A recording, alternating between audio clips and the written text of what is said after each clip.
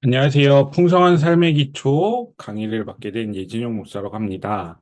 네, 풍성한 삶의 기초는 하나님께서 우리에게 허락한 생명을 어떻게 하면 풍성하게 살아갈 수 있을까에 대한 고민을 가지고 시작하게 된 강의입니다. 새가족 분들께서 들으셔도 좋을 것 같고요. 또 기존에 원래 교회를 다니셨던 분들이 나는 그리스도인으로 살아왔던 그 삶이 어떤 모습으로, 어떤 삶으로 살아가고 있었는가에 대한 점검을 하기 위해서 이 책을 공부해도 좋을 것 같습니다. 이 책은 풍성한 삶의 기초 워크북에 기록하는 내용으로 이제 공부를 하시면 되겠는데요. 제가 PPT의 자료를 준비해서 그 자료에 그 빈칸을 채울 수 있도록 준비해 놓았습니다. 혹시 제가 하는 강의가 부족하시다고 한다면 그 제 강의 유튜브 링크 밑에 보면은 내용 참조에 이 책을 지으셨던 김영국 목사님께서 강의하셨던 강의 내용 유튜브를 함께 첨부해 놓도록 하겠습니다. 또 그 강의로도 부족하신 분들이 계시다고 한다면 그 화면 오른쪽에 있는 풍성한 삶의 기초라고 되어져 있는 워크북이 아니라 노란색 화면에 풍성한 삶의 기초라고 되어져 있는 책을 구매하셔서 읽어보시면 좋을 것 같습니다. 이 책은 한 500페이지 정도가 되어지는데요. 네, 잘 안 나오죠? 500페이지 정도 되어지는데 이 책 두께가 있는 만큼 또 워크북을 보시면서 진행을 하셔도 되고 또 저의 과정이 부족하다고 한다면 책을 구매하거나 유튜브 동영상을 보면 좋을 것 같습니다. 풍성한 삶의 기초는 이런 성경을 가지고 진행을 하는데요. 처음에 이런 말씀이 시작하고 있습니다. 주 너의 하나님이 너와 함께 계신다. 구원을 베푸실 전능하신 하나님이시다.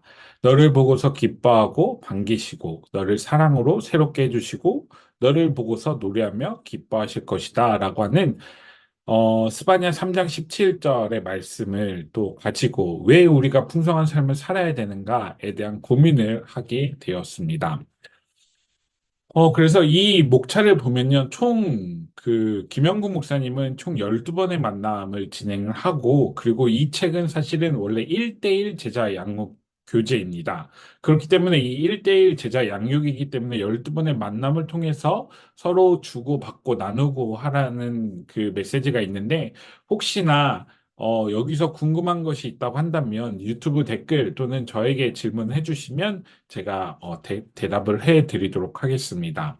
그래서 총 12번의 준비 만남과 그리고 준비 모임이 있는데 저는 이 12번의 모임을 6번으로 나눠서 강의를 하고자 합니다. 그래서 빨간색, 초록색, 파란색, 보라색, 그리고 노란색, 검은색 이렇게 해서 총 6번인데요. 이거는 저희 그 보시면 첫 번째, 두 번째 만남과 그리고 세 번째, 네 번째, 다섯 번째, 여섯 번째, 일곱, 여덟, 아홉, 열, 열하나, 열둘 이렇게 나눠져 있지만 그 주제 자체가 6개로 나눠져 있기 때문에 강의하는 문제가 없을 것 같다라는 생각이 있어서 이렇게 준비를 하게 되었고요. 그리고 또 한 가지는 이렇게 하다 보니까 원래는 한 만남당 12번의 만남 있잖아요. 한 만남당 45분, 나누는 시간까지 45분을 계산을 했는데 제가 강의로만 진행하기 때문에 최종 저희가 시간을 1시간 정도를 생각을 해 주시면 좋을 것 같습니다. 그래서 이번 강의는 준비 모임, 왜 우리는 풍성한 삶을 어떻게 살아갈 수 있을까? 왜 풍성한 삶을 살지 못할까에 대한 점검을 하게 되어지고요.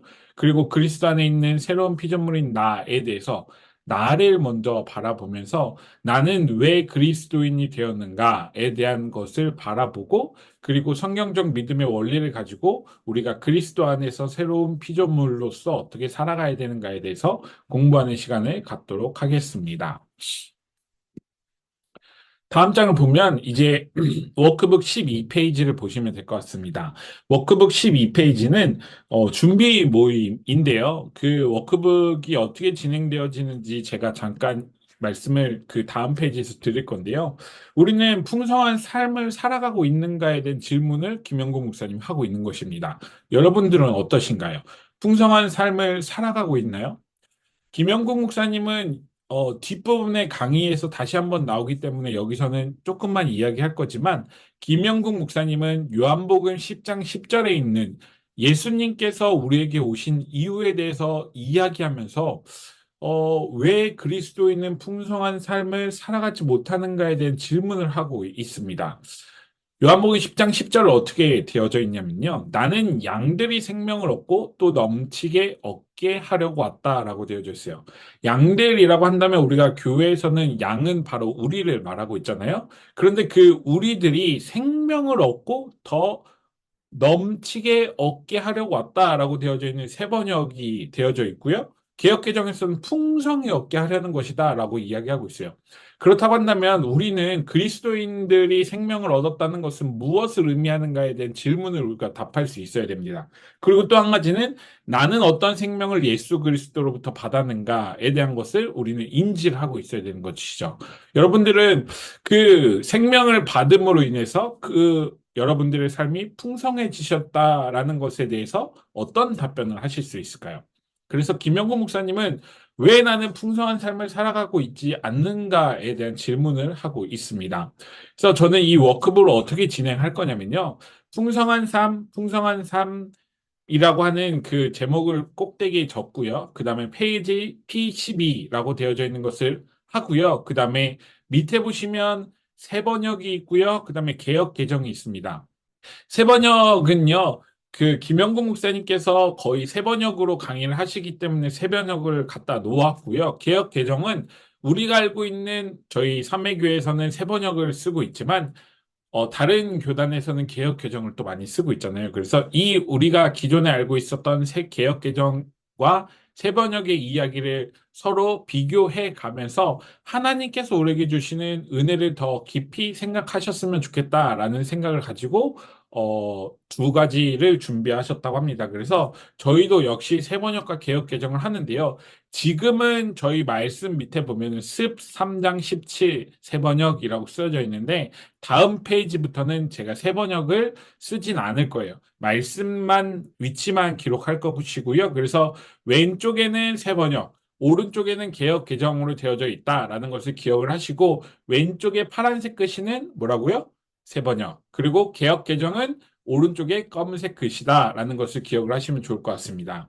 이제 그 워크북을 보면요. P12페이지에 있는 만물의 창조자 주관자이신 하나님이 우리 인간들을 위해서 우리 모두를 위해서 원래 가지고 계셨던 계획은 무엇일까요? 라는 질문이 있습니다. 어떠세요? 하나님께서 왜 우리에게 이렇게 계획을 하셨다라고 이야기를 하고 하나님께서 왜 우리를 이렇게 사랑하셨고 하나님께서 왜 우리에게 예수 그리스도를 보내주셨는가에 대해서 우리는 이제 이 풍성한 삶이라는 제목을 가지고 한 단계 한 단계 밟아 나갈 것입니다. 그래서 그 하나님께서 우리를 향한 계획이 있기 때문에 우리 역시도 그 하나님의 계획을 다시금 점검해보고 다시금 우리가 하나님 앞으로 나아갔을 때 우리가 정말 하나님의 제자됨에 대해서 배울 수 있는 기회가 바로 이 시간이지 않을까 생각을 해봅니다.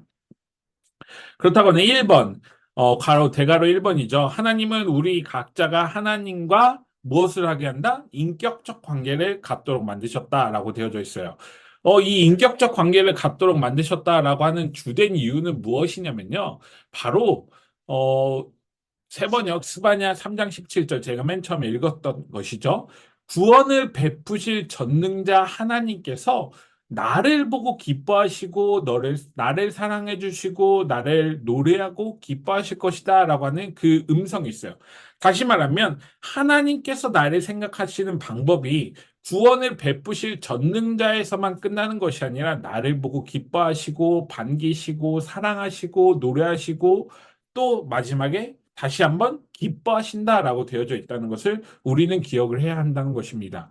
그렇다고 한다면 하나님이 이렇게 나를 보고 사랑하신다라고 말씀하신다고 한다면 우리는 하나님을 어떻게 바라보아야 되는가에 대해서 예수님께서는 마가복음 22장 37절에 이렇게 표현을 합니다. 세 번역으로 제가 계속 말씀드릴 거예요.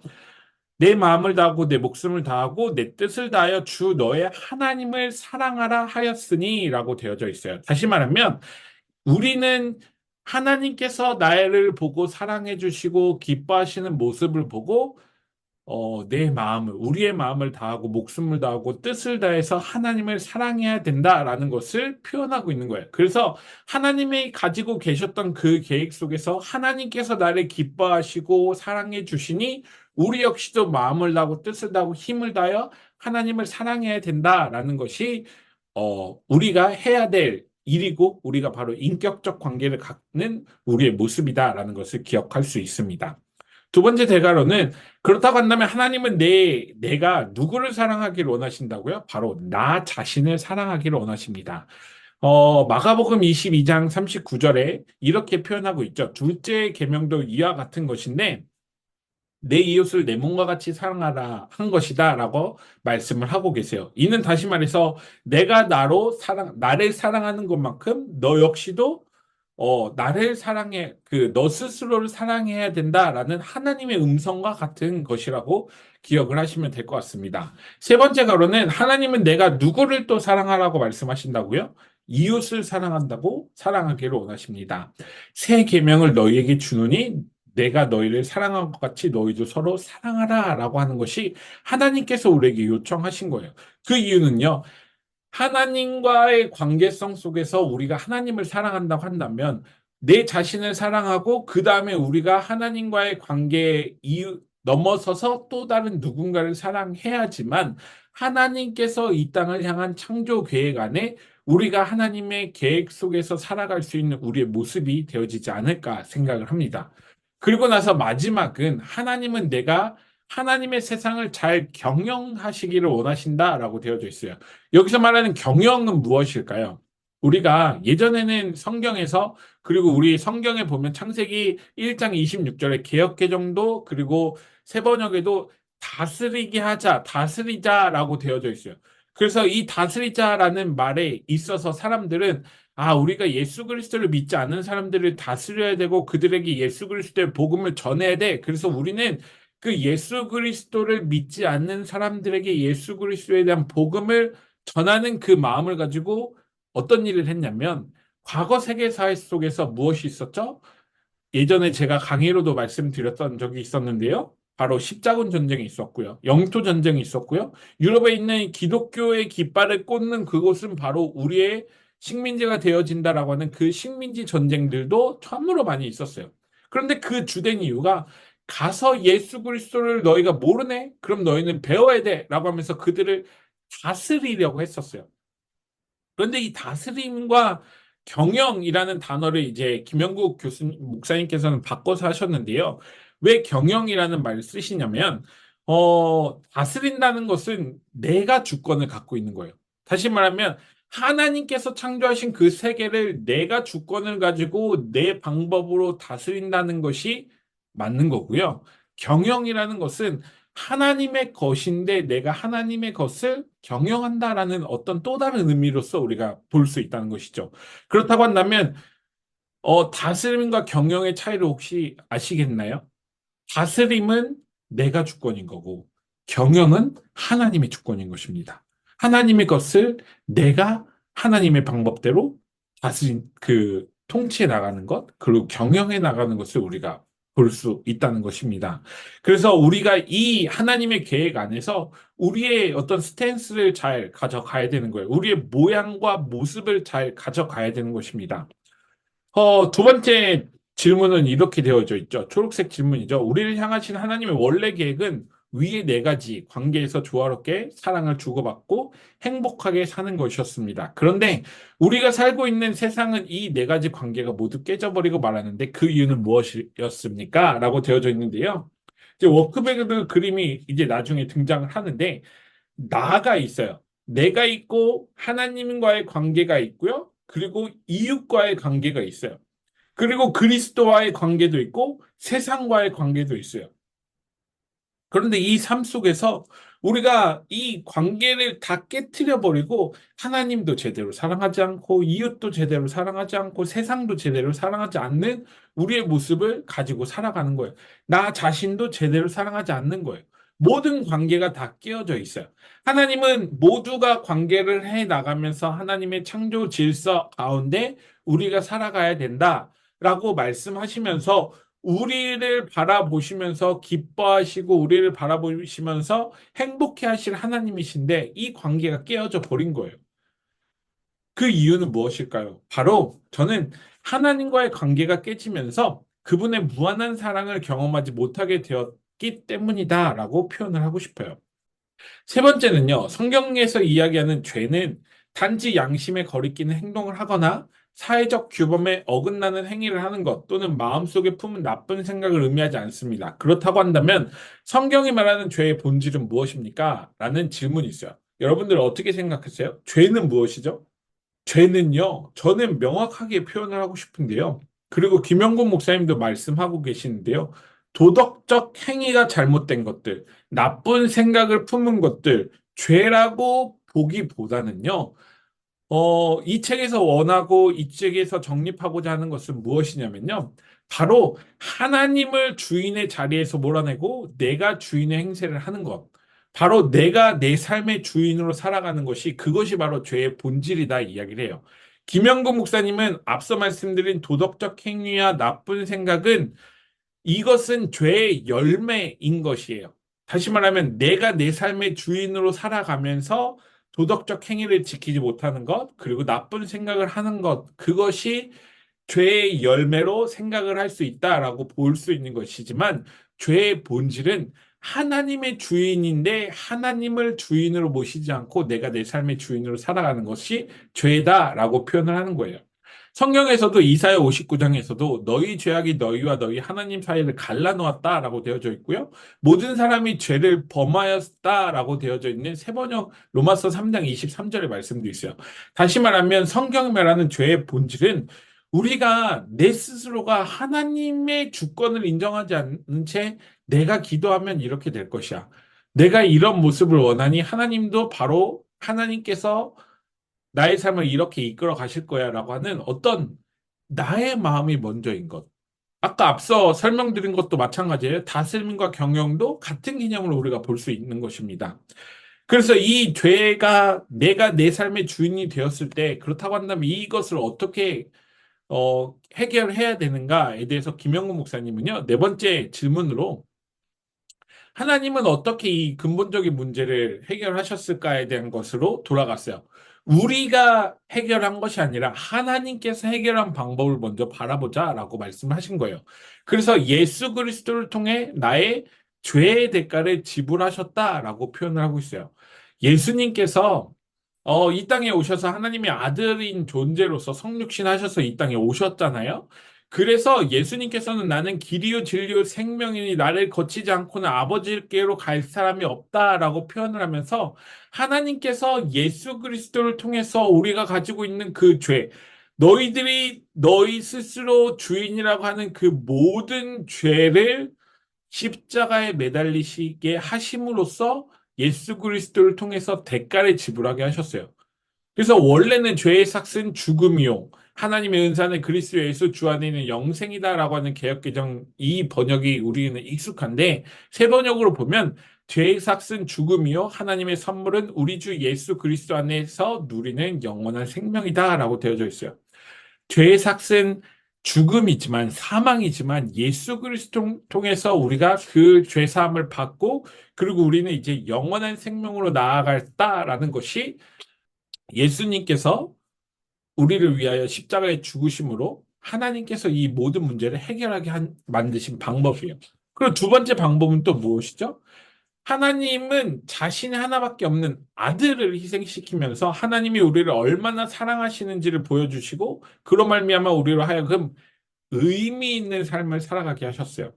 사랑을 보여주시고 나서 그 사랑으로 의미 있는 삶을 살아가게 하셨다라는 것이 무엇이냐면요. 바로 여기서 말하고 있는 의미 있는 삶은 우리가 그리스도인으로 살아가게 했다라는 것을 우리는 깨달아야 한다는 것입니다. 로마서 5장 8절에는 우리가 아직 죄인 되었을 때 그리스도께서 우리를 위하여 죽으심으로 하나님께서 우리에 대한 자기의 사랑 확증하셨느니라라고 되어져 있는 개역 개정의 번역을 우리가 기억을 하고 있는데요. 하나님께서는 우리에 대한 자기의 사랑을 실증하셨다. 확증하셨다는 개역 개정, 실증하셨다는 그 세 번역. 그리고 김영곤 목사님께서는요. 이 확증, 실증이라는 것보다는 하나님께서 데모하셨다라고 표현을 하고 있어요. 다시 말하면 하나님께서 우리에게 너희 이렇게 살아가면 안 돼. 내가 너희에게 이렇게 예수 그리스도를 통해서 죄의 대가를 치르게 했잖아. 그러니까 너희는 나의 사랑을 기억하면서 우리로 더욱더 의미 있는 삶을 살아가야 돼. 라고 이야기를 하고 계신 거예요. 그래서 우리는 하나님이 예수 그리스도의 죽으심과 부활하심을 통해서 우리에게 주신 구원의 소식을 얻게 한다면 5번입니다. 사람들은 다시 한번 유턴해서 인생의 방향을 바꾸라고 하나님께서 말씀하고 계신 거예요. 이것을 우리는 회개라고 부르는데 이 회개에는 다음과 같은 반응이 포함되어야 돼요. 첫 번째는 내 삶의 중심부에 하나님이 계시지 않는다는 사실을 무엇을 하라고요? 인정하라는 것입니다. 무엇을 하라고요? 인정하라는 것입니다. 그 인정을 해 나갈 때 우리는 하나님이 나의 삶의 주인이다라는 것을 고백하는 거예요. 내가 내 삶의 주인이 아니라 누가 내 삶의 주인이다? 바로 하나님이 내 삶의 주인이다라는 것을 우리는 고백할 수 있는 것이 바로 인정입니다. 그래서 로마서 1장 21절에 하나님을 하나님으로 영화롭게 해드리거나 감사를 드리기커녕 오히려 생각이 허망해져서 그들의 지각 없는 마음이 어두워졌습니다. 라고 되어져 있는 이 고백을 우리가 봐야 되는 거예요. 하나님을 영화롭게 하지 않고 내가 인정하지 않으면 우리의 마음이 어두워진다는 것을 우리는 고백을 해야 돼요. 두 번째는 내 죄의 대가로 십자가에 죽으시고 부활하셔서 오늘도 살아계시고 나에게 구원을 선물로 주신다는 사실 무엇을 하라고요? 믿어야 한다라고 고백을 합니다. 우리가 예수님을 주님이라고 입으로 고백하고 하나님께서 그를 죽은 사람들 가운데서 살리신 것을 마음으로 믿으면 우리는 무엇을 한다고요? 구원을 얻을 것이다 라는 것을 우리는 깨달아야 한다는 것입니다. 세 번째는 예수님을 나의 삶에 특별히 앞에 내 관계에서 주인이 되도록 무엇을 하라고요? 모셔드려야 한다는 것을 표현하고 있어요. 하나님을 내 마음에 모셔드리지 않으면 결국에는 우리는 살아가다 보면 내가 계속 주인이 돼요. 내가 기도하는 것이 하나님께서 들어줘야 되는 것이 되어지고요. 내가 말하는 것이 하나님께서 말하는 것이다라고 표현을 하는 것이고요. 그래서 우리는 하나님의 자녀가 되는 특권을 주셨음에도 불구하고 우리가 이 특권을 가지고 나는 하나님이 되어서는 안 되고요. 내가 하나님의 자녀로 살아간다는 것, 내가 하나님을 주인으로 고백하고 살아간다는 것을 기억하며 살아가야 한다는 것입니다. 그래서 이 세 가지 방법을 통해서 우리가 하나님께로 되돌이킨다고 한다면 우리는 그것을 기쁜 소식이라고 표현을 하고 그 복음을 들으면 우리는 보통 5가지 중에 한 가지 반응을 보이게 돼요. 무엇이냐면, 예수님이 주인인 것을 기뻐하는 거나 아니면 예수님께 다시 재헌신하거나 예수님을 마음에 모시거나 아니면 예수님을 더 알고자 하거나 또는 예수님을 아예 거절하거나 이런 모습을 표현할 수 있다라고 김영근 목사님은 이야기합니다. 여러분들은 복음을 들으면 기쁜 소식을 들으면 어떤 번호의 모습을 갖게 되어지실까요? 내가 주인인 사실은 다시금 기뻐할 수 있을까요? 아니면 재혼신 다시금 모셔야 될까요? 더 알고자 할까요? 예수님 거절해야 될까요? 저는 여기서 질문을 여러분께 던지고 싶은데요. 우리에게 생명을 얻게 하는 하나님 나라 복음에 대한 우리의 생각과 반응은 이 5가지 중에 무엇이었는지를 기억을 해야 돼요. 우리가 회개하기 위해서는 5가지를 기억하면서 우리는 예수님을 거절해야 될까? 내가 이렇게 힘들었으니까, 내가 이렇게 죄를 졌으니까 거절? 아니야, 나는 이제 예수님을 믿지 않아야 될 거야. 아니야, 나는 이제 예수님께서 이런 마음을 주셨으니까 더 알고자 해야 돼. 아니야, 나는 예수님을 더 마음에 더 모실 거야. 아니야, 나는 정말 사명자가 되어서 정말 재헌신할 거야. 아니야, 나는 기뻐할 거야. 라고 하는 모습들로 우리는 우리의 대답을 가름할 수 있겠습니다. 그 이제 18페이지를 넘어가면요. 김영호 목사님이 이제 요한복음 10장 10절의 딜마에 대해서 표현을 해요. 뭐냐면 아까 말씀드렸던 것처럼 생명을 얻고 또 더 넘치게 얻고 하려고 왔다라고 되어 있는 3번이요. 그리고 개역개정에서는 풍성히 얻게 하려고 했다라고 하는 그 이야기를 표현하고 계십니다. 그런데요, 이 표현하고 계시는 이 상황에서 김영호 목사님이 딜레마라고 표현해요. 그것은 무엇이냐면요. 예수님이 우리를 통해서 생명을 얻게 하려고 하셨는데 우리는 왜 풍성한 삶을 누리지 못하고 있을까라고 하는 것이 바로 우리 가운데 있다라고 이야기를 하는 거예요. 오늘 이 강의를 들으시는 분들은 풍성한 삶을 살아가고 계신가요? 앞서 제가 여쭤봤죠? 우리는 과연 풍성한 삶을 살아가고 있는가? 남들은 정말 잘 살아가는데 나는 왜 못 살까? 라고 생각을 하는 거예요. 예수님께서 이미 우리에게 생명을 부어 주셨는데 우리는 왜 그 생명을 누리지 못하고 살아가고 있을까라고 이야기를 해요. 김영근 목사님은 그 책에서 두 권 책에서 어떤 예화를 드냐면요. 어떤 돈 많은 어르신을 표현을 하고 있어요. 돈이 너무 많은데 쓸 수가 없어요. 그래서 그 돈을 이불 밑에 깔고 주무시는 분이 있다고 생각을 해보라고 하셨습니다. 그분이 평생 그 돈을 쓰지 못하고 이불에만 깔고 자면 그 돈이 쓸모가 있을까요, 없을까요? 전혀 없어요. 우리도 마찬가지예요. 생명을 우리는 받았어요. 예수 그리스도의 사랑을 받았어요. 그래서 우리 삶이 풍성해지기만을 원하고 있어요. 그런데 그 생명을 우리는 누리지 못하고 살아가고 있는 거예요. 그런 모습을 김영국 목사님은 우리가 풍성한 삶을 살아가고 있지 못하다라고 표현을 하고 있습니다. 그래서 이번에 풍성한 삶을 그렇다고 한다면 제대로 누리지 못하는 첫 번째 이유는 예수님의 가르침을 있는 그대로 받아들이지 않았기 때문이다라고 이야기를 해요. 하나님 나라의 복음을 있는 그대로 받아들이지 않고 나의 입맛에 맞게끔 왜곡하고 있다라고 표현을 하고 있어요. 내가 듣고 싶은 것만 듣고요. 성경에서 하나님이 이렇게 해주셨으니 나의 삶도 이렇게 해줄 거야. 어떤 상황에서 어떤 앞뒤 좌우의 이야기를 듣지 않고 그냥 내가 듣고 싶은 것만 내가 바라보고 싶은 것만 어떤 상황만 보고 싶은 것만 보는 거예요. 그러다 보니까 사정을 모른 채 그냥 내가 보고 싶은 것만 이렇게 가리고 보니까 하나님께서 우리에게 말씀하시는 가르침이 무엇인지를 정확히 모른다는 것을 김영국 목사님이 강조하고 있어요. 두 번째는요, 하나님 나라 복음을 가르침을 제대로 배우고 익히지 못했다라고 표현하고 있어요. 김영국 목사님께서 말씀하시는 그 것 중에 하나가 바로 뭐냐면요. 진리는요, 단순히 성경적 지식을 얻는 거에 대해서 끝나는 것이 아니라 전인격적으로 하나님과 관계해 나가면서 서로 하나님과 공유해 나가면서 하나님 저는 이러한 모습을 갖고 있어요. 하나님 이러한 모습으로 너무 삶이 부족하고 연약하지만 그럼에도 하나님께서 저의 삶을 지켜주시고 인도해 주셨기 때문에 그 삶을 한 단계 더 나아가서 한 단계 더 성장해서 하나님과 함께 나아갈 수 있습니다라고 하는 것을 배워감을 통해서 평생을 가야 되는데 김영 목사님은 약간 이런 견해를 갖고 계세요. 그것은 무엇이냐면 저도 동의를 하는데 한국 교회에서 내가 갖고 있는 성경적 지식은 참 높아라고 생각을 하는 거예요. 나는 성경을 잘 모르지만 나는 신앙의 연차가 있어. 나는 신앙의 경륜이 있어. 내가 신앙생활을 40년 했는데 라고 하는 것 때문에 새로운 깨달음이나 새로운 복음에 대해서 새롭게 내가 받아들이는 어떤 견해에 대해서 거부한다는 것이죠.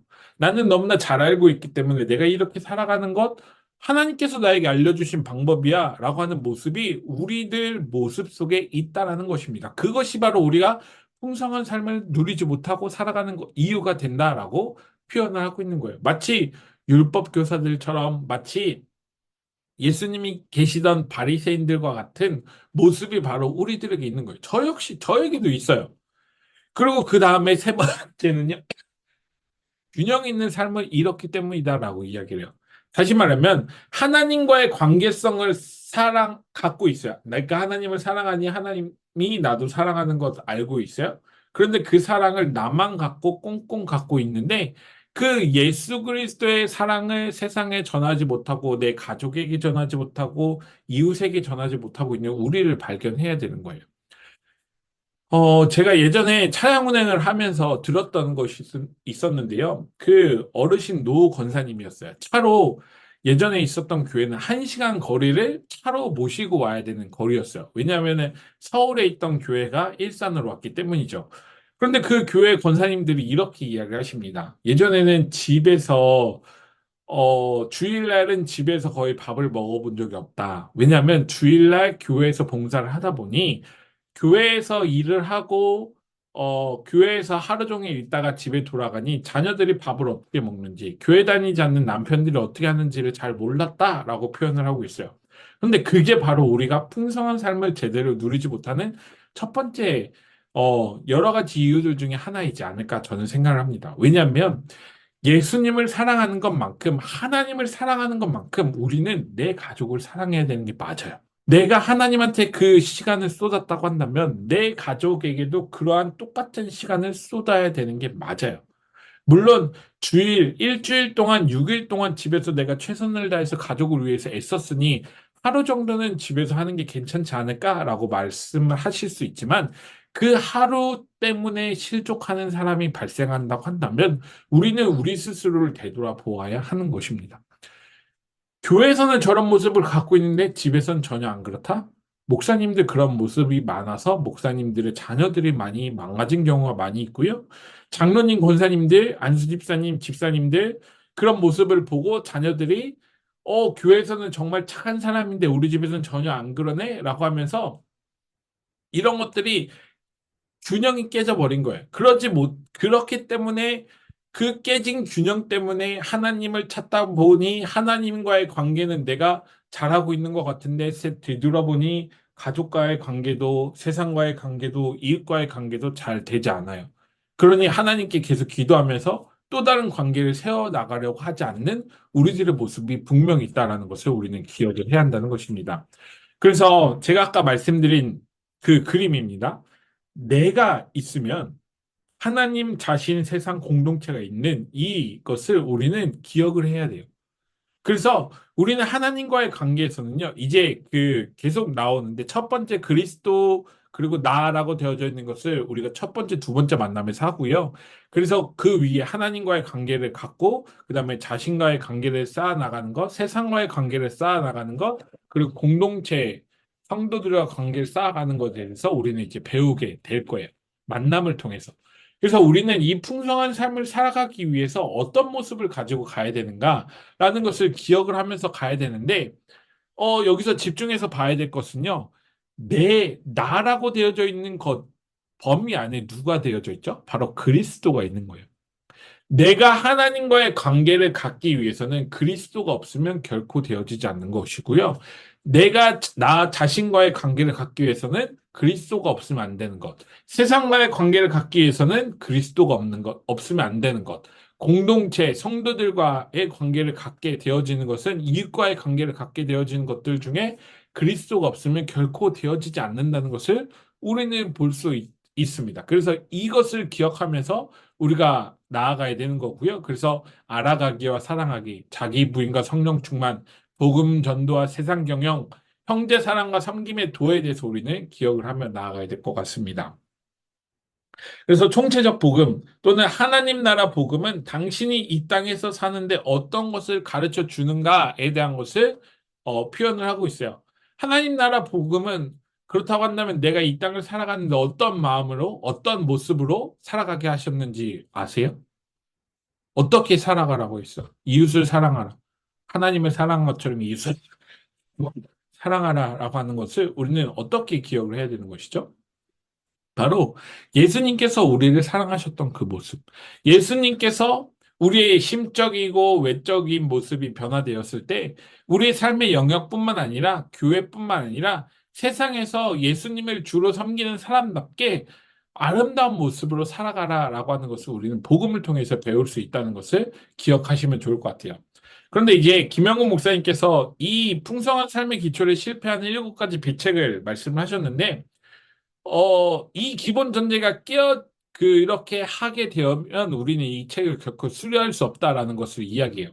실패하라고 이야기하는 것처럼 비책을 알려주시는데 우리가 이 비책을 듣지 않아야지만 성공할 수 있다는 것을 기억하셨으면 좋겠습니다. 그것은 뭐냐면요.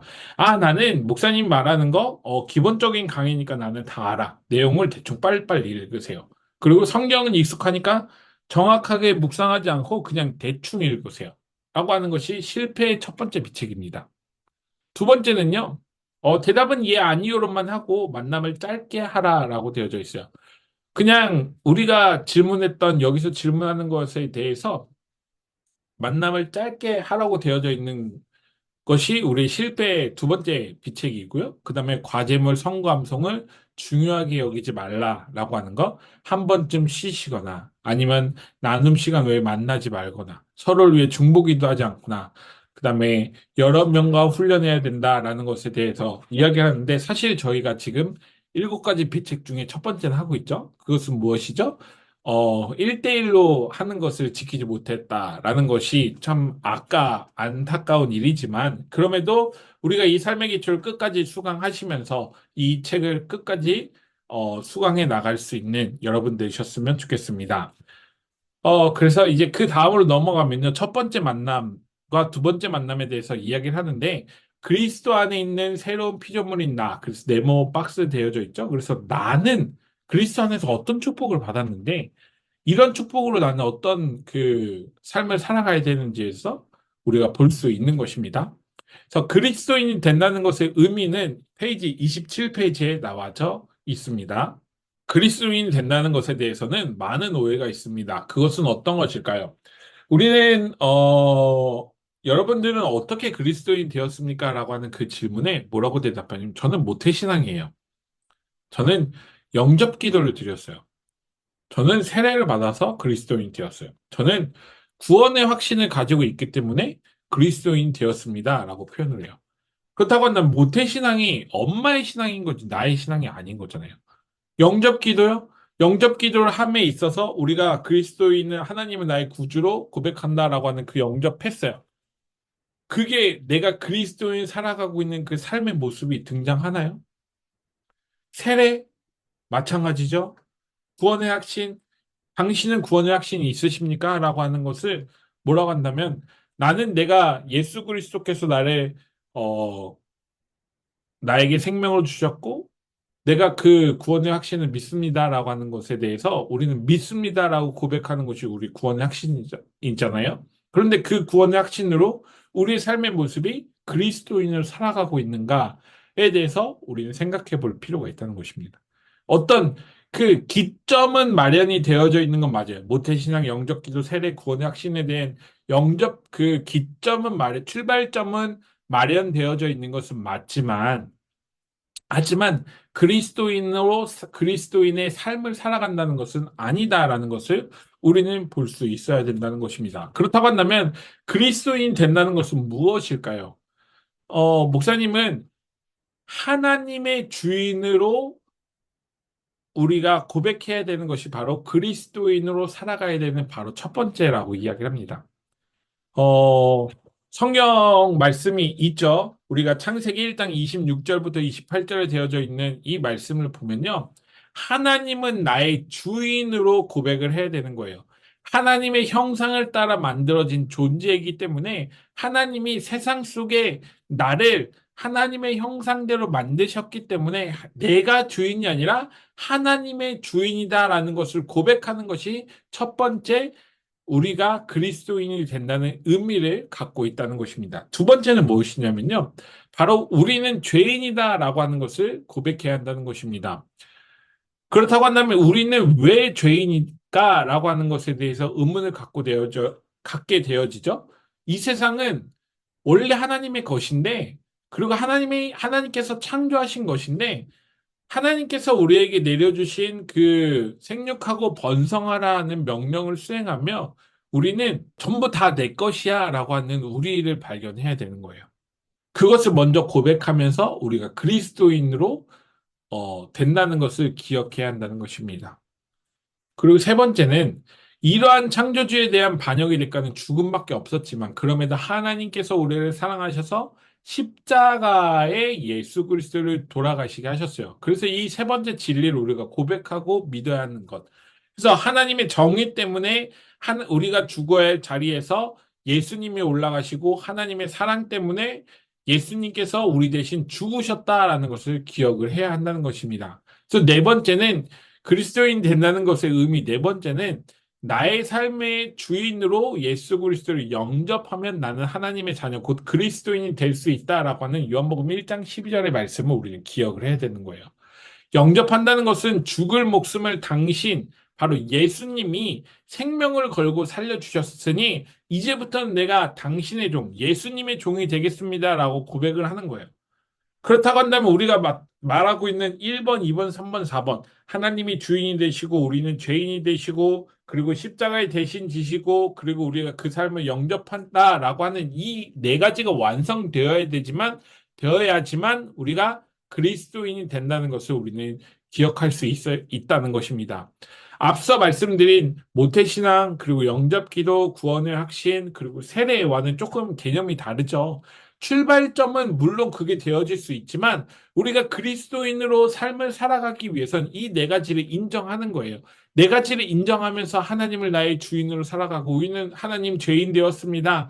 우리가 하나님 앞에서 전부 예수 그리스도를 나의 주인으로 고백하면서 내가 영접하며 살아가겠습니다. 예수님께서 나의 십자가 나를 위해서 십자가에 돌아가셨습니다라는 고백하면서 살아가는 그 모습이 바로 우리가 그리스도인 되었다라는 것을 기억하며 살 수 있는 그것이 되는 것입니다. 그래서 모태신앙 영접기도 세례 구원의 확신으로 그리스도인이 되는 것이 아니라 예수님이 나의 왕, 나의 주인으로 이라고 고백하면서 나의 신앙 고백 언어로 하는 사람이 바로 우리가 되어야 하는 것입니다. 진정으로 그리스도인 된 자는 진정으로 구원을 받았다라고 이야기할 수 있습니다. 그래서 저는 여기서 해보기를 여러분께 드려보고 싶은데요. 그것은 무엇이냐면요. 내가 진정한 그리스도인이 믿는 네 가지는 무엇일까라고 되어져 있는 것은 무엇이냐면 앞서 말씀드린 내가 하나님의 주인 되시고 우리는 죄인 되었다라는 것이고 예수님께서 십자가에 못 박히셨고 그 예수 그리스도를 내가 구주로 영접한다라는 이 네 가지를 우리가 믿으신가에 대한 질문을 우리 스스로 답변을 해보시고요. 그렇다고 한다면 나의 신앙 고백 언어로 예수 그리스도를 고백해 보셨으면 좋겠습니다. 여기서 말하는 나의 신앙 고백 언어는 무엇이냐면 우리가 사도신경을 사도들의 신앙 고백이라고 되어져 있잖아요. 이와 같은 것을 우리가 해보는 거예요. 하나님께서는 나의 창조주 되십니다. 라고 하는 내가 창조주 되신 이유에 대해서 설명을 하는 거예요. 나를 창조하셨는데 내가 하나님을 창조주라고 고백할 수 있는 이유는 무엇일까? 나의 언어로, 나의 말로서. 내 삶에 하나님께서 이렇게 주인이 되셨다라는 것을 내가 고백할 수 있는 것. 그리고 내가 왜 죄인인가에 대해서 고백할 수 있는 것. 그리고 예수 그리스도께서 십자가에 죽으셨는데 그 십자가의 죽으심으로 인해서 나의 어떤 죄가 사해졌는지. 그리고 내가 어떤 마음을 가지고 예수 그리스도를 영접하며 살아가고 있는지에 대해서 나의 신앙 고백 언어로 표현해 나가는 것을 우리가 해보았으면 좋겠습니다. 그 이유는요, 바로 뒤에 예수님을 주로 영접한 이들의 고백에 대해서 우리가 보게 되어지는데요. 바로 31페이지입니다. 예수님을 진정으로 영접한 자들, 진정으로 구원받은 이들은 어떤 고백을 하냐라고 되어져 있는데요. 로마서 14장 7절 9절에서는 사도 바울은 이렇게 표현을 하고 있습니다. 사도 바울은요, 살아도 주님을 위하여 삶을 사는 자가 되어져야 된다라고 표현을 하고 있어요. 그런데 여기서 저는 이 고백 가운데서 우리가 한번 구분을 해봤으면 좋겠는데요. 저 역시도 마찬가지예요. 주님을 위하여 살고 싶습니다. 하나님께서 나에게 이렇게 허락하셨으니 내가 주님께 충성을 다해서 살아가겠습니다라고 고백을 하는데요. 이 고백의 말을 우리가 한번 구분해 보았으면 좋겠어요. 그것은 무엇이냐면요.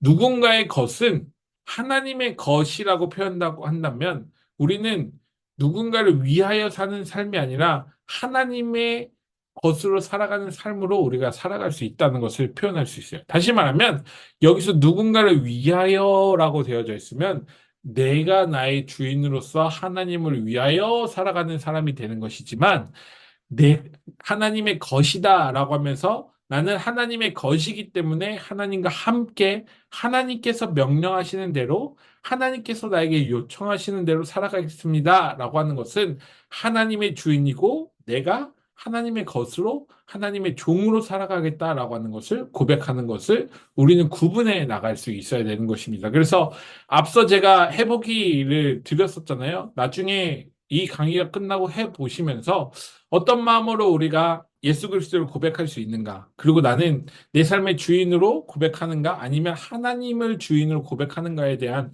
것들을 생각해 보면서 해 나가셨으면 좋겠습니다. 그리고 예수님이 나의 삶의 주인이시라면 우리 삶은 어떻게 달라질까요? 라고 되어져 있는데요. 예수님이 우리 삶의 모든 영역에 예수님의 향기가 나타난다라는 것을 기억을 했으면 좋겠습니다.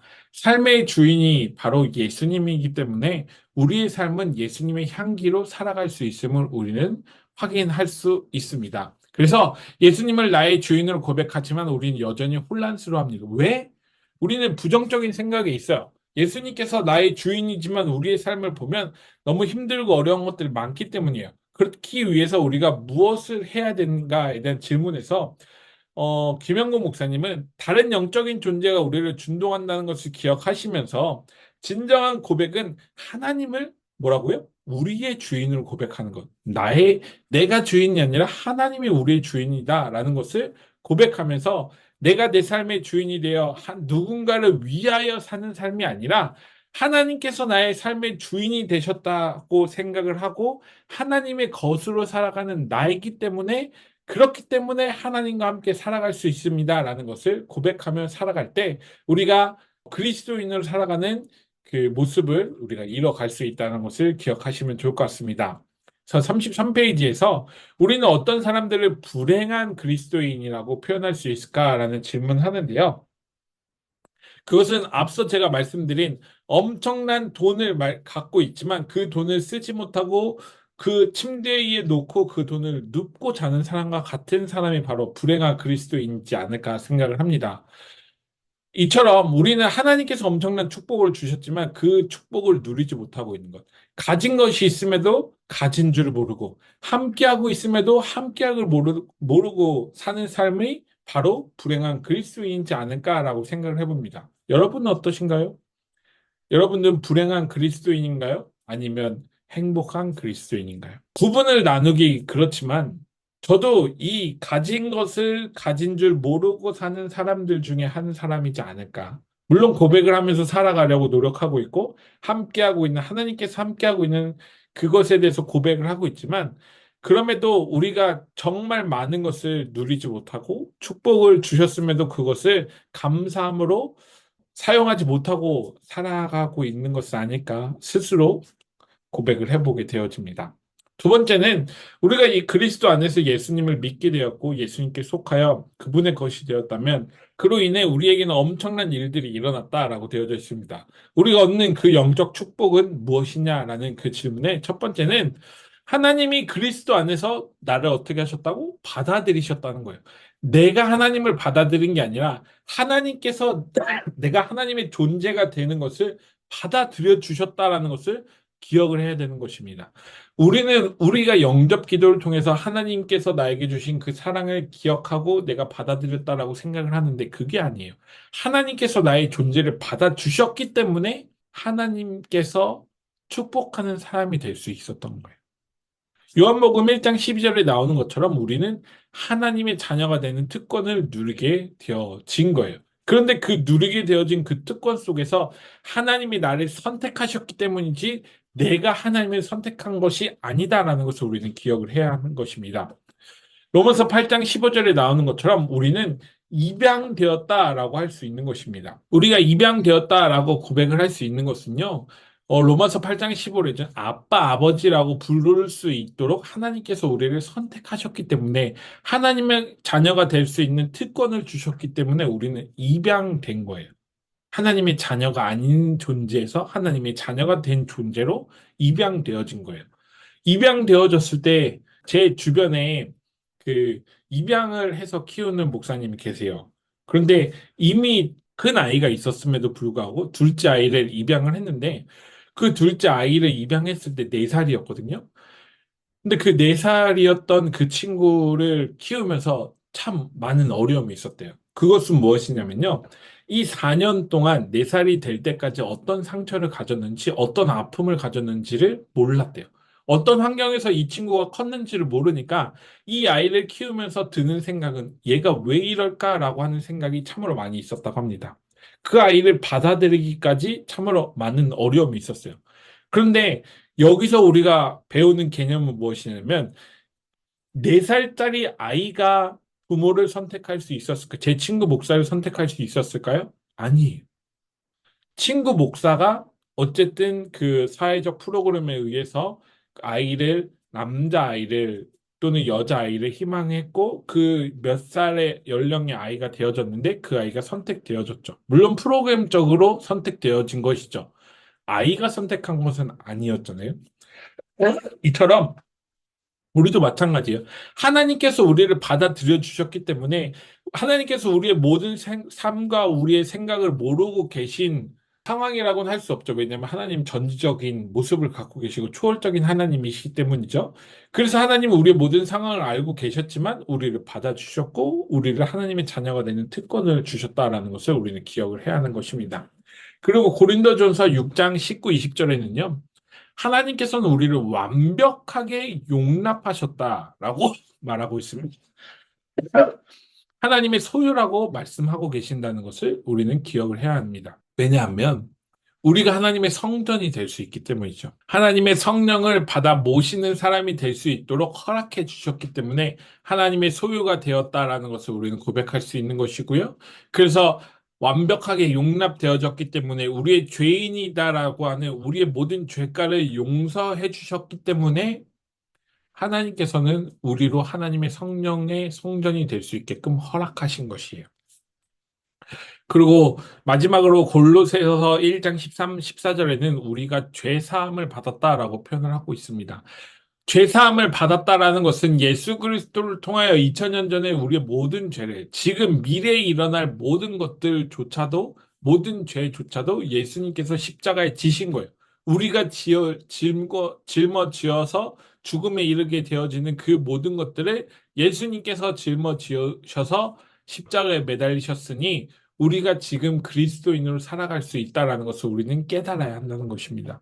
그리고 두 번째 축복은요, 나는 그리스도 안에서 특별한 존재라는 것입니다. 앞서 특별한 특권을 주셨다라고 하는 하나님의 자녀가 됐다라는 것과 비슷한 것이지만 그래도 우리는 여기서 특별한 존재라는 것을 기억을 했으면 좋겠어요.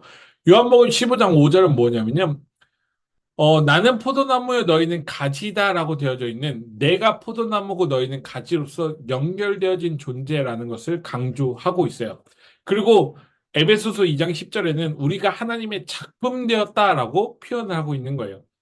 너는 하나님의 작품이야. 너는 하나님의 작품이니 너는 하나님께서 창조하신 사람이야 라는 것을 하나님께서는 우리의 삶을 통해서 말씀하고 있어요. 그래서 선한 일을 하며 살아가게 하신 것이다 라고 에베소서 2장 10절에 있는 것을 우리는 볼 수 있다는 것입니다. 그래서 사도 바울은 이렇게 신앙 고백을 하게 되어지죠. 빌립보서 4장 13절. 나에게 능력 주시는 분 안에서 나는 모든 것을 할 수 있다라고 표현하고 있어요. 내게 능력 주시는 자 안에서 내가 모든 것을 할 수 있다라고 표현되어져 있는데 이게 그냥 단순한 내게 능력 주시니까 내가 모든 걸 살 수 있다라고 하는 그것과는 다른 거예요. 왜냐면요. 이 빌립보서를 쓰고 있는 사도 바울은 어떤 곳에 있었죠? 바로 감옥에 있었다는 것이죠. 사도 바울은 감옥에 있으면서 이 편지를 쓰면서 아무것도 할 수 없는 그 상황 속에서 사도 바울은 나에게 능력 주시는 분 안에서 내가 할 수 있는 것을 찾았어요. 우리 역시도 마찬가지입니다. 내가 어떤 존재로 살아왔고 내가 아무것도 할 수 없는 존재이지만 그리스도 안에서 하나님께서 나를 특별하게 만들어 주셨으니 우리는 하나님께서 능력 주시는 그 모든 것 안에서 다른 것들도 해 나갈 수 있다라고 하는 것을 우리는 기억을 해야 돼요.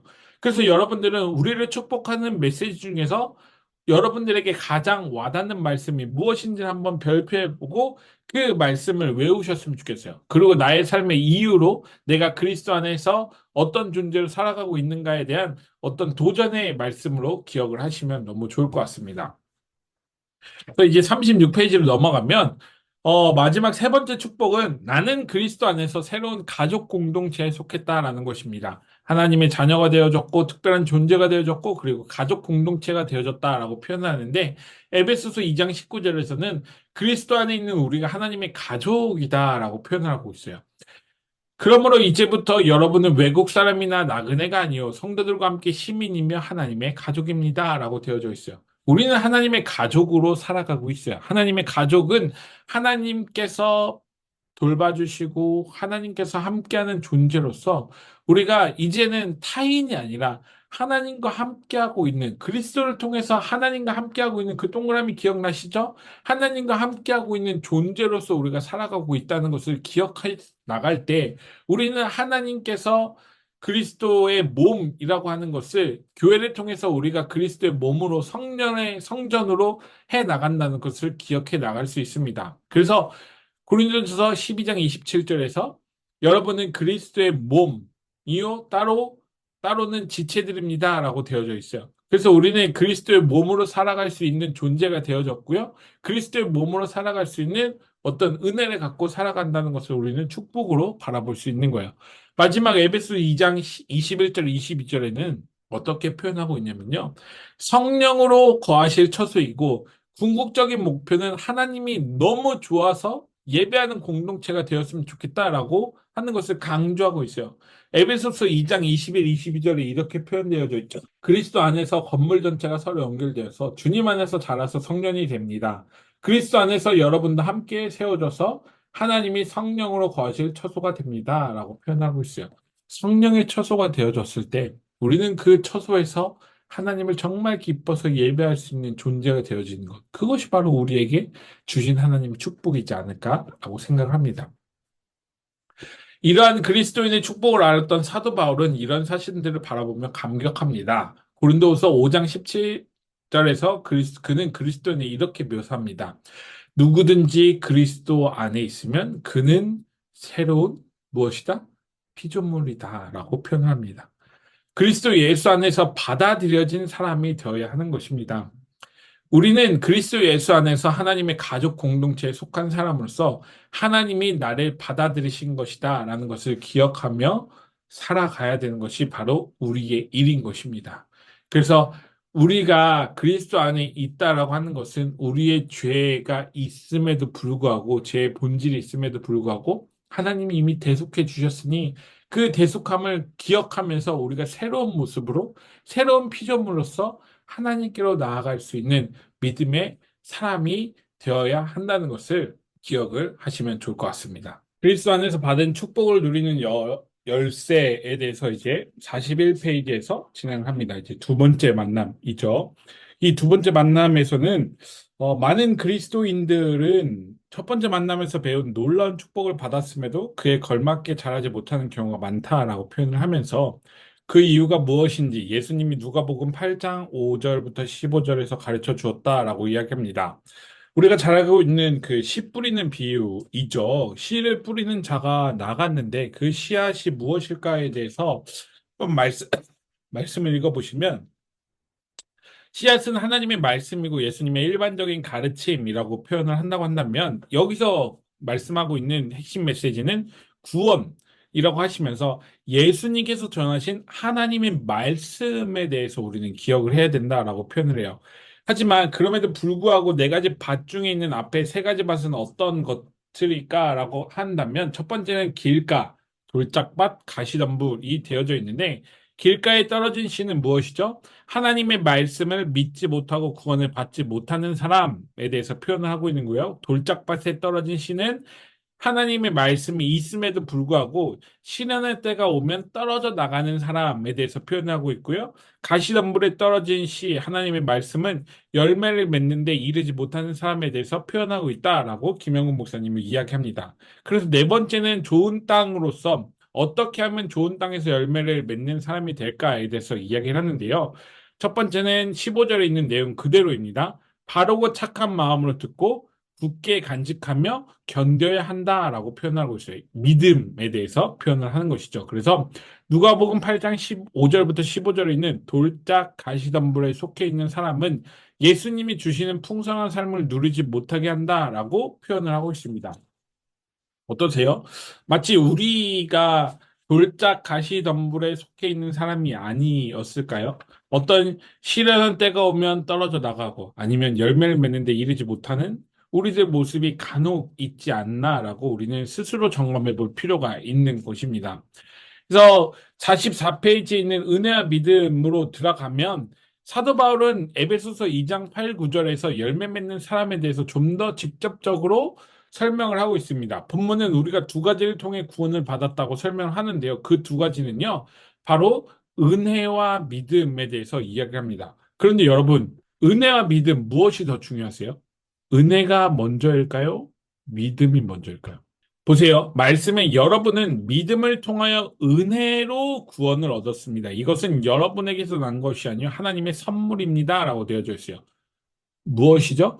믿음을 통하여 은혜로 구원을 얻었다라고 되어져 있는데 그렇다고 한다면 무엇이 더 중요한지를 우리는 한번 구분해 보아야 되는 것입니다.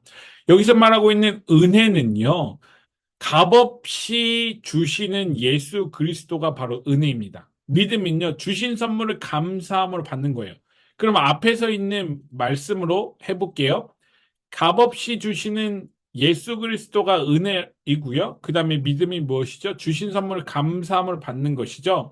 여러분은 주신 선물의 감사함을 통해서 은혜, 값없이 주신 예수 그리스도를 통해서 구원을 얻었습니다. 라고 되어져 있어요. 그렇다고 한다면 은혜가 먼저예요? 믿음이 먼저예요?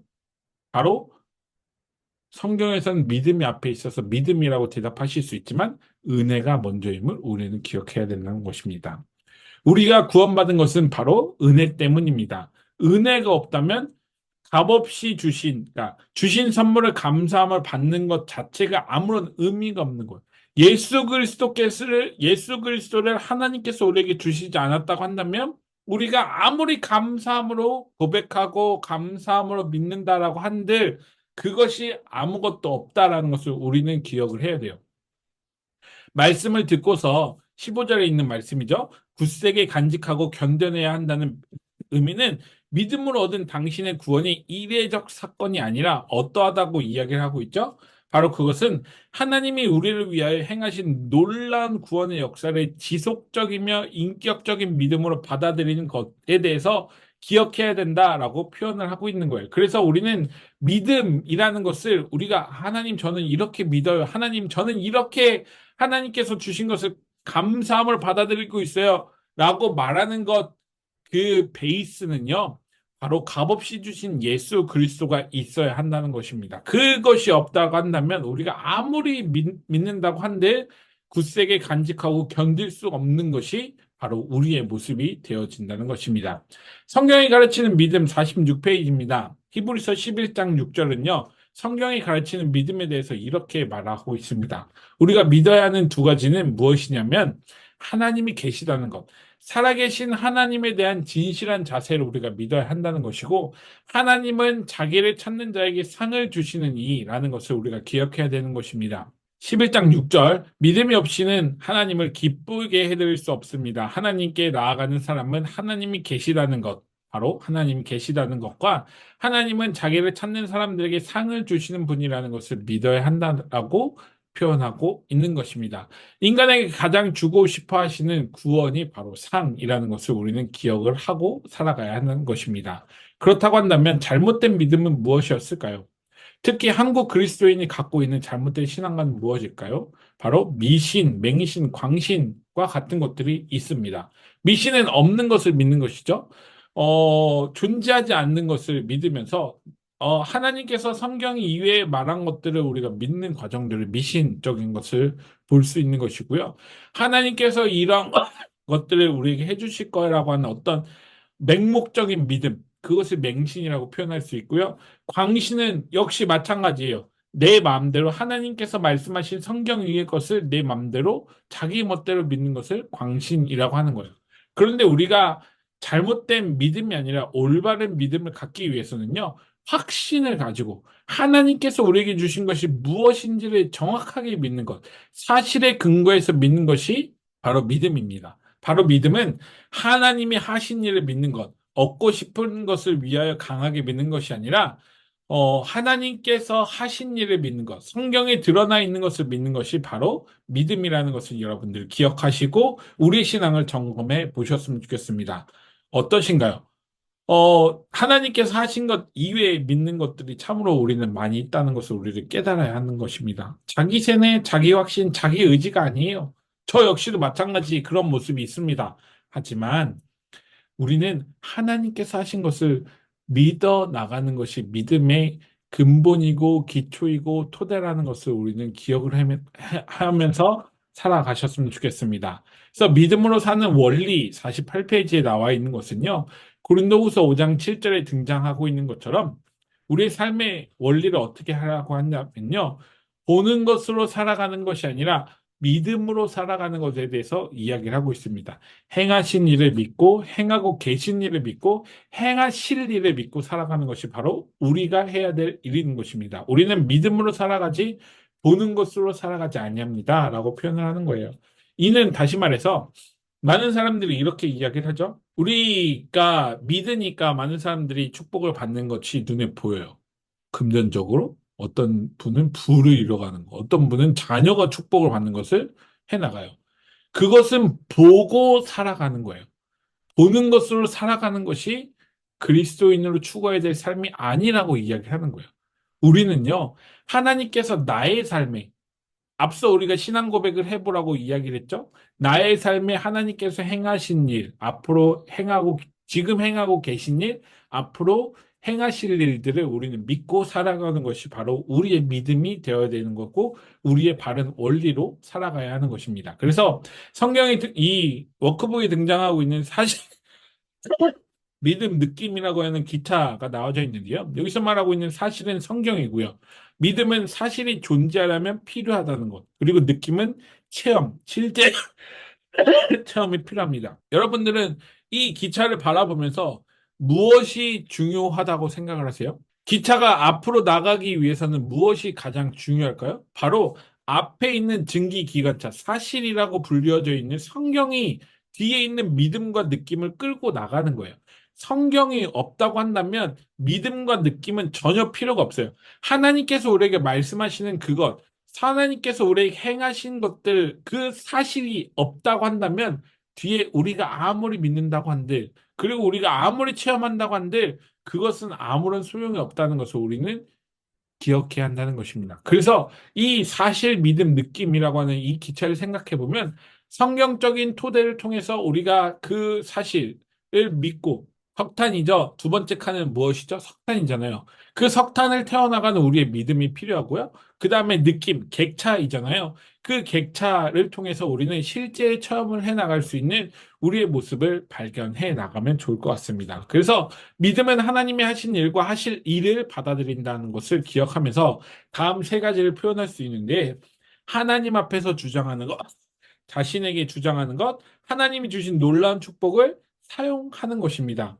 그래서 하나님 앞에서 우리가 믿음을 고백할 수 있고 우리에게 주신 것을 우리가 고백할 수 있어야 되고 앞으로 하나님이 주실 축복을 사용하는 것들을 우리가 기억하면서 우리가 누려나갈 수 있는 것들을 기억해 나가면 좋을 것 같습니다. 그래서 생각해 볼 문제는요. 하나님이 당신을 위하여 하신 일 중 믿음으로 받아들이고 스스로에게 주장해야 될 것은 무엇일까라고 하는 것을 여러분들이 한번 써 보셨으면 좋겠습니다. 내가 믿음으로 고백할 수 있는 것, 내가 스스로 하나님께 이런 것들을 하나님이 나를 통해서 행하셨구나. 그리고 하나님께서 나를 통해 행하고 계시는구나. 앞으로 이런 것들을 행하시겠구나. 라고 하는 것들을 우리가 고백해 나가면서 우리가 사는 삶이 되어야 하는 것입니다. 그래서 여기까지가 제가 오늘 준비한 강의의 마지막인데요. 여러분들께서는 이 첫 번째, 두 번째, 그리고 제가 말이 엄청 빨랐잖아요. 시간상 두 개의 과를 하다 보니까 엄청 빠르게 되어져 있는데요. 그리스도 안에 있는 새로운 피조물인 나에 대해서 여러분들이 점검해 보면서 나는 어떤 믿음으로 하나님을 바라보고 있었고, 나는 어떤 마음으로 그리스도인이 되었고, 나는 어떻게 그리스도와 나와의 관계를 가지고 있었는가에 대해 점검을 해 보면서 여러분들 마음속에 있는 오늘 가장 좋았던 성경 말씀을 외우면 이제 다음 강의까지 외우셨으면 좋겠어요. 그래서 그 마음이 나의 믿음으로 사는 삶의 원리로 가져갔으면 좋겠고요. 내가 하나님을 어떻게, 어떤 모습으로 바라보고 살아가는지에 대해서 내 스스로 고백해 나가면서 하나님과 함께 살아가는 한 주 되셨으면 좋겠습니다. 강의는 여기까지 하도록 하겠습니다. 감사합니다.